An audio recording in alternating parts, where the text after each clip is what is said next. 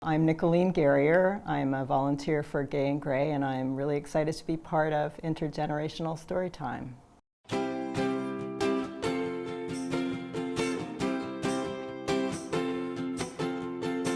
Hoonani Hula Warrior by Heather Gale, illustrated by Mika Song.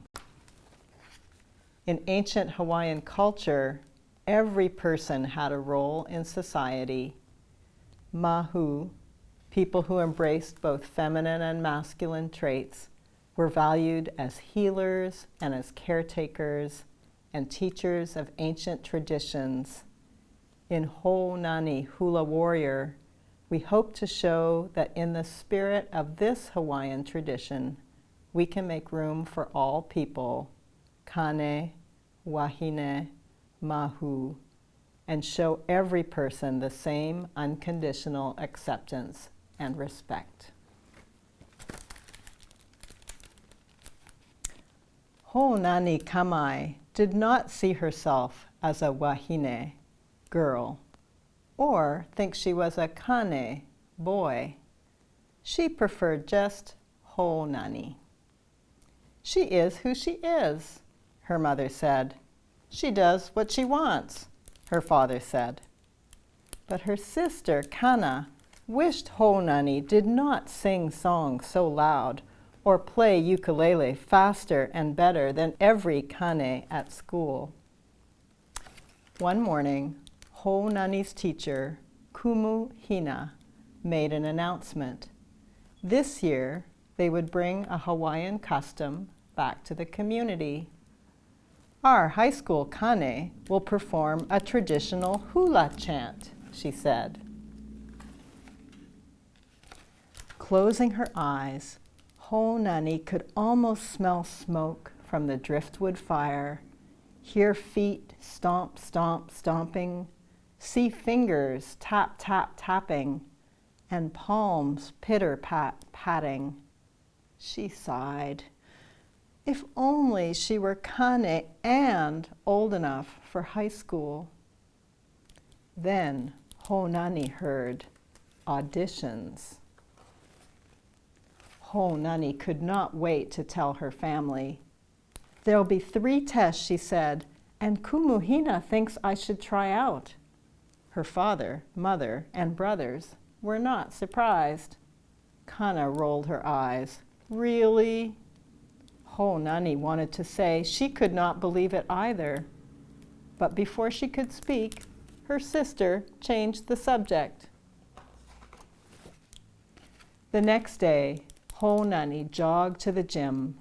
She peered inside.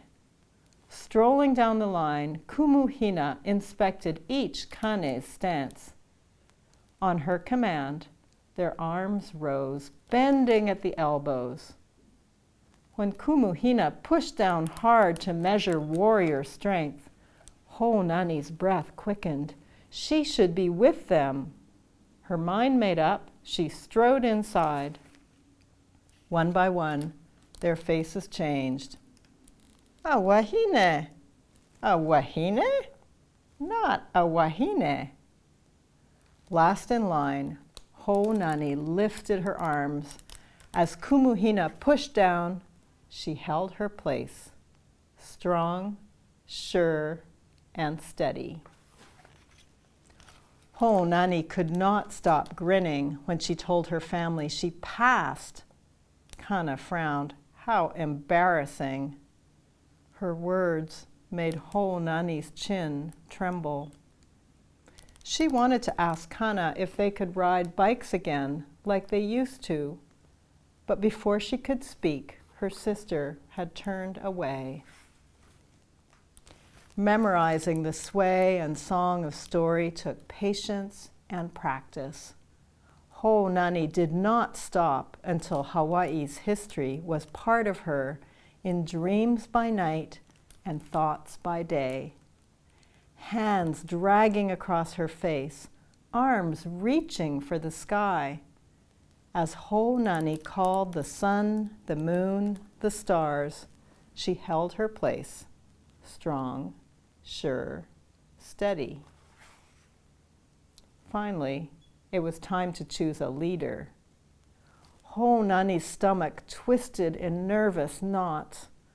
One kane, another, and then another stepped forward. Hoonani studied them. Who was nervous or worried? Who stood tall or slouched? Who stayed focused and who squirmed? Then her turn. Faces swam in front of Hoonani as she called for attention. Oh. She paused.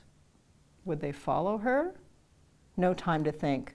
Words pushed against her lips, and the chant tumbled out. Ai ka mumu keke, sweeping her warriors into a tidal wave of voices until Hoonani called the end. Hai ala, e oi ai. Silence hung in the air. When Hoonani saw complete awe and true acceptance, she held her place, strong, sure, and steady. She was their leader. Later, Kumuhina beckoned her over. Her teacher spoke with respect and honesty. She said some might not appreciate a wahine leading their sons up on stage. They might create a fuss.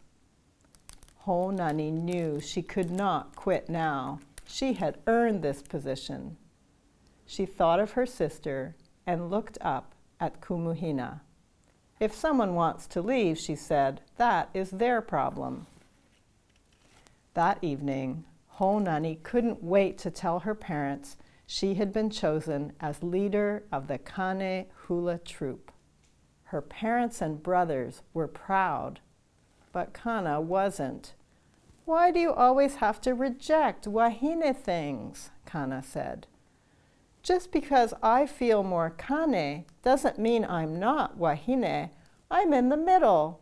Why can't you just let me be? Before Kana could speak, Hoonani left the table. At last, the day of the show arrived. People lined up, tickets in hand. Chatter overflowed the hall. Lights dimmed. Hoonani wanted to feel strong, sure, and steady, but she was nervous. What if she wasn't kane enough? If people protested, what would she do? From behind the curtain, a voice boomed. The next day, the island shook violently. Tutu Pele erupted from the depths. Oh! Hoonani shouted back on cue. Ready or not, it was time. And to the beat of drums, the thud of heels, the clack of sticks, she toe-heel stomped across the stage. Hoonani faced the crowd. Her skin prickled.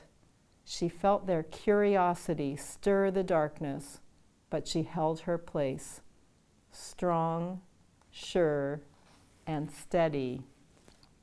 Ai ka mumu keke. Her voice thundered. The crowd gasped with appreciation and roared with approval. One person stood. Hoonani caught her breath. Kana? Hoonani had found her place, not as a wahine, not as a kane, but as a hula warrior.